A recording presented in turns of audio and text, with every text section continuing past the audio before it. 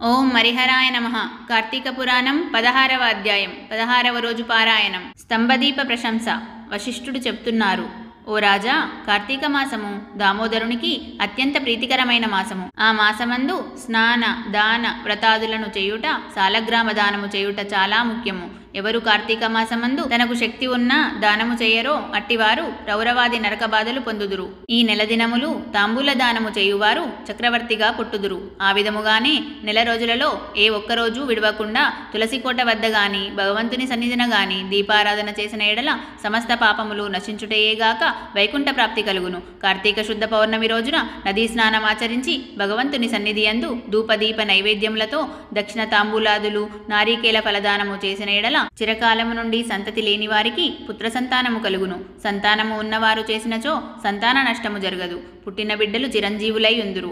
ఈ మాసంలో ధ్వజస్తంభమునందు ఆకాశదీపమునుంచిన వారు వైకుంఠమున సకల భోగములు అనుభవింతురు. కార్తీక మాసమంతయు ఆకాశదీపము గాని స్తంభదీపము గాని ఉంచి నమస్కరించిన స్త్రీ పురుషులకు సకల ఐశ్వర్యములు కలిగి వారి జీవితము ఆనందదాయకమగును.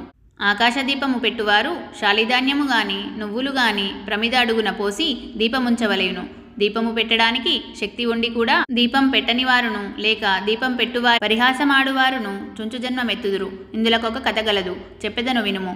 దీపస్తంభము విప్రుడగుట. ఋషులలో అగ్రగణ్యుడను పేరొందిన మతంగ మహాముని ఒకచోట ఆశ్రమాన్ని ఏర్పరచుకొని దానికి దగ్గరలో ఒక విష్ణు మందిరాన్ని కూడా నిర్మించుకొని నిత్యము పూజలు చేయుచుండెను. కార్తీక మాసములో ఆ ఆశ్రమము చుట్టుపక్కల మునులు కూడా వచ్చి పూజలు చేయుచుండిరి.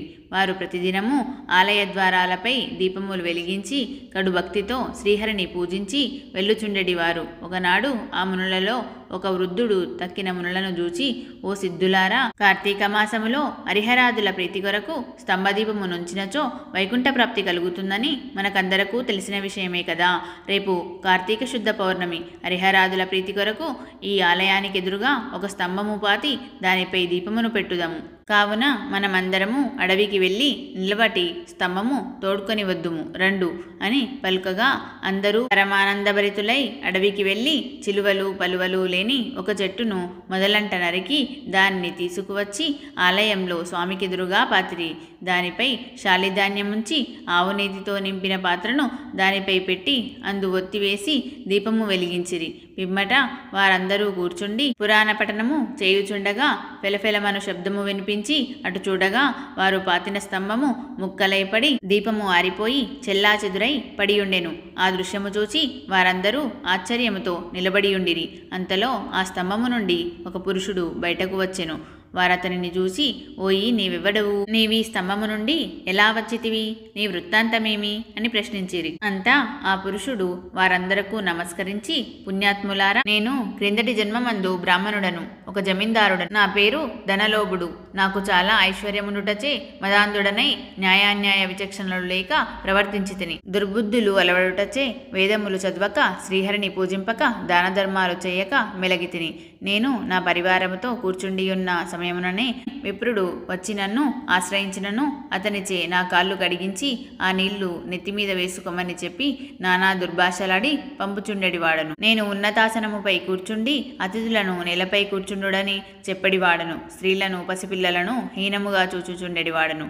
అందరూ నా చేష్టలకు భయపడువారే కాని నన్నెవరును మందలింపలేకపోయిరి. నేను చేయు పాపకార్యములకు హద్దు లేకపోయేడిది.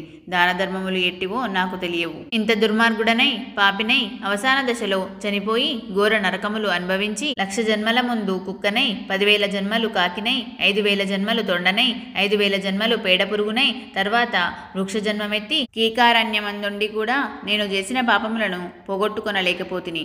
ఇన్నాళ్లకు మీ దయ వలన స్తంభముగానున్న నేను నరరూపమెత్తి జన్మాంతర జ్ఞానినైతిని. నా కర్మలన్నీయూ మీకు తెలియజేసి తిని నన్ను మన్నింపుడని వేడుకొనెను. ఆ మాటలు ఆలకించిన మునులందరూ అమితాశ్చర్యముంది. ఆహా, కార్తీక మాస మహిమ ఎంత గొప్పది!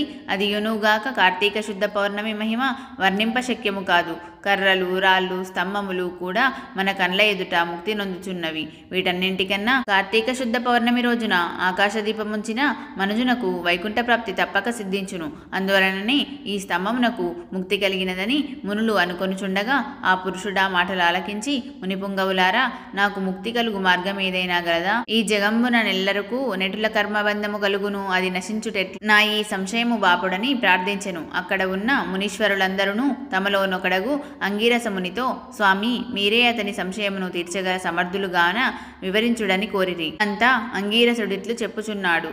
ఇట్లు స్కాందపురాణాంతర్గత వశిష్ఠ ప్రోక్త కార్తీక మహత్యమందలి షోడశాధ్యాయము 16వ రోజు పారాయణము సమాప్తము.